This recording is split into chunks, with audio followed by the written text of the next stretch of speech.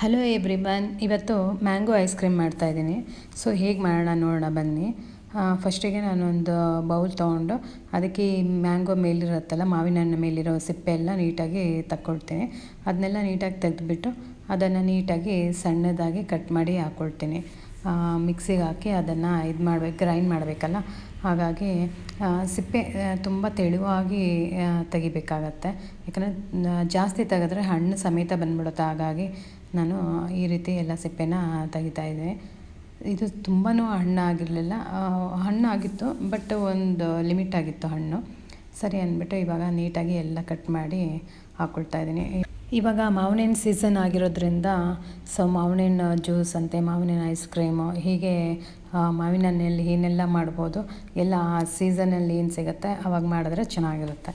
ಸರಿ ಅಂದ್ಬಿಟ್ಟು ಈಗ ಇದನ್ನೆಲ್ಲ ನೀಟಾಗಿ ಕಟ್ ಮಾಡಿ ಬೌಲ್ಗೆ ಹಾಕ್ಕೊಂಡಿದ್ದೀನಿ ಅಲ್ವಾ. ಇವಾಗ ಮಿಕ್ಸಿ ತೊಗೊಂಡು ಅದಕ್ಕೆಲ್ಲ ಇದನ್ನು ಹಾಕ್ಕೊಳ್ತೀನಿ. ನೋಡಿ ಇರುತ್ತೆ. ಮಾವಿನ ಹಣ್ಣು ಲಸ್ಸಿನೂ ಮಾಡ್ಬೋದು, ಅದು ತುಂಬ ಚೆನ್ನಾಗಿರುತ್ತೆ. ಮೊಸರು ಹಾಕಿ ಸಕ್ಕರೆ ಹಾಕಿ ಮಾಡಿದ್ರೆ, ಏಲಕ್ಕಿ ಹಾಕಿ. ಸರಿ, ಈಗ ಇದನ್ನೆಲ್ಲ ಹಾಕ್ಕೊಂಡಿದ್ದೇನೆ ಅಲ್ವಾ. ಇವಾಗ ಇದಕ್ಕೆ ಮೇಯ್ನ್ ಇಂಗ್ರೀಡಿಯೆಂಟ್ ಮಿಕ್ಸ್ ಮಾಡಬೇಕಾಗತ್ತೆ, ಅದೇನಂತ ನೋಡಿ. ಸೊ ಇವಾಗ ಇದನ್ನು ಒಂದು ಸಲ ನೀಟಾಗಿ ಗ್ರೈಂಡ್ ಮಾಡ್ಕೊಳ್ಳೋಣ ನೀಟಾಗಿ. ಇದಾದಮೇಲೆ ಒಂಥರ ನೀಟಾಗಿ ಫೈನ್ ಪೇಸ್ಟೇ ಮಾಡ್ಕೋಬೇಕು. ಸೊ ಇದಾದಮೇಲೆ ಇದು ಕಂಡೆನ್ಸ್ಡ್ ಮಿಲ್ಕ್ ಅಂತ ಸಿಗುತ್ತೆ, ಎಲ್ಲ ಹಾಲಿನ ಡೈರಿಯಲ್ಲೂ ಸಿಗುತ್ತೆ, ಇಲ್ಲಾಂದರೆ ಅಂಗಡಿಗಳಲ್ಲೂ ಸಿಗುತ್ತೆ.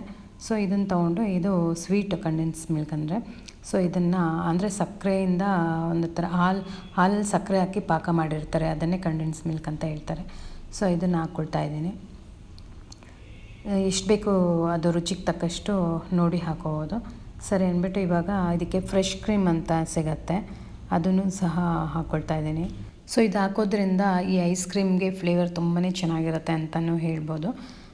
ಸರಿ, ಇವಾಗ ಇದನ್ನೆಲ್ಲ ಹಾಕಿದ್ದೀವಲ್ಲ, ಚೆನ್ನಾಗಿ ಇದನ್ನು ಫೈನ್ ಪೇಸ್ಟಿನ ನೀಟಾಗಿ ಎಲ್ಲ ಮಿಕ್ಸ್ ಆಗೋ ಥರ ಮಾಡಬೇಕಾಗತ್ತೆ. ಆಗಿದೆ ನೋಡಿ ಇವಾಗ, ಮತ್ತೆ ಗ್ರೈಂಡ್ ಮಾಡಿ.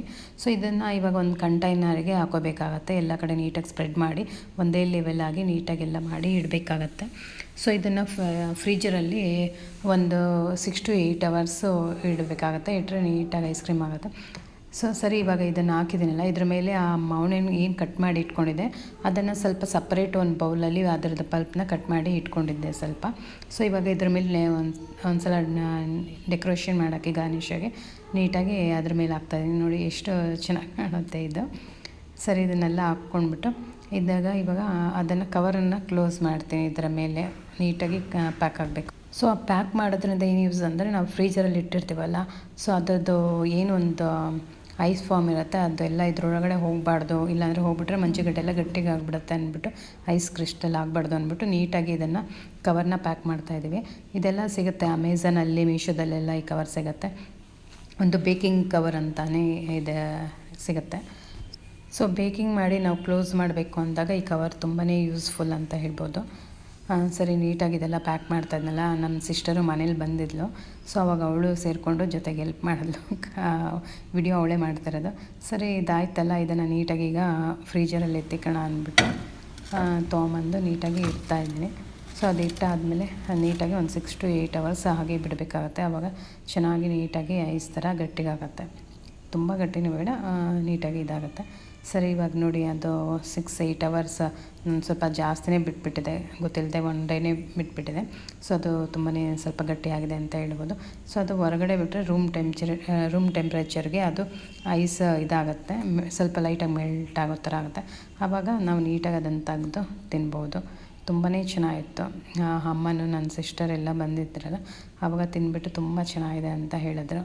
ಸೊ ಹೊರಗಡೆ ತಿನ್ನೋದಕ್ಕಿಂತ ಈ ಥರ ಮನೆಯಲ್ಲಿ ಫ್ರೆಶ್ಶಾಗಿ ಮಾಡ್ಕೊಂಡು ತಿನ್ನೋದು ಬೆಟರ್ ಅನಿಸುತ್ತೆ. ಹೇಗಿದೆ ನೋಡಿ. ಸರಿ, ವಿಡಿಯೋ ನೋಡಿದ್ದಕ್ಕೆ ಥ್ಯಾಂಕ್ಸ್ ಎಲ್ಲರಿಗೂ.